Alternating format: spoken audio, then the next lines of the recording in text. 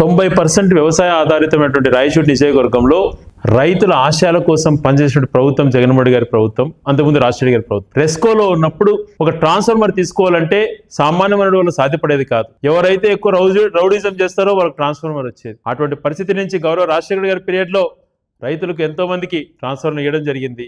తర్వాత ఏర్పడే ప్రభుత్వాలు నిర్లక్ష్యం చేశాయి. 2014 నుంచి 19 వరకు గౌరవ చంద్రబాబు నాయుడు గారు ముఖ్యమంత్రిగా ఉన్నప్పుడు వాళ్ళనే చెప్పమంటున్నా, ఎన్ని ఇచ్చారు ట్రాన్స్ఫార్మర్లు అని చెప్పి అడుగుతున్నా, చెప్పండి ఫిగర్. 2019 నుంచి ఇప్పటి వరకు దాదాపుగా 6,000 పైగా కొత్త ట్రాన్స్ఫార్మర్లు ఇచ్చినాం. సంవత్సరాలు తరబడి వెయిట్ చేసే దగ్గర నుంచి ఇప్పుడు అప్లికేషన్ అయిపోయిన తర్వాత నెల రోజుల లోపలనే ట్రాన్స్ఫార్మర్ పెట్టగలుగుతున్నాం.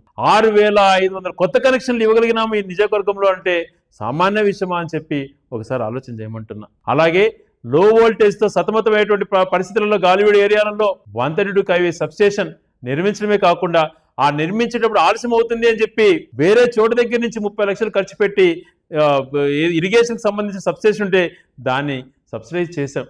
అదే రకంగా గతంలో 6 గంటలు ఇచ్చేటువంటి విద్యుత్తును 9 గంటలకు పెంచి 1,700 కోట్లు రాష్ట్ర వ్యాప్తంగా ఖర్చు పెడితే ఈ నియోజకవర్గంలోనే దాన్ని ఆధునీకరించడానికి 30 కోట్ల వరకు కూడా ఖర్చు పెట్టడం జరిగింది.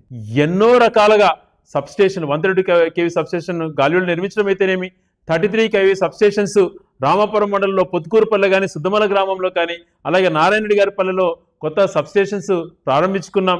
అలాగే 6 త్వరలో ఈ వారం 10 రోజులలో భూమి పూజ చేసి ప్రారంభిస్తున్నాం. చీమల చెరువు పల్లె కానీ, అరివీడు కానీ, గుండ్ల చెరువు కానీ, దప్పేపల్లె కానీ, రౌతుకుంట కానీ, బోయపల్లె కానీ, తర్వాత గునికుంట్ల రోడ్లో రాయచూరు టౌన్కి సంబంధించి ఈ 7 సబ్స్టేషన్లు కూడా నెక్స్ట్ వీక్ 1 వీక్ 10 డేస్లో అవి కూడా అప్రూవ్ అయిన ఆర్ఈసీ నుంచి.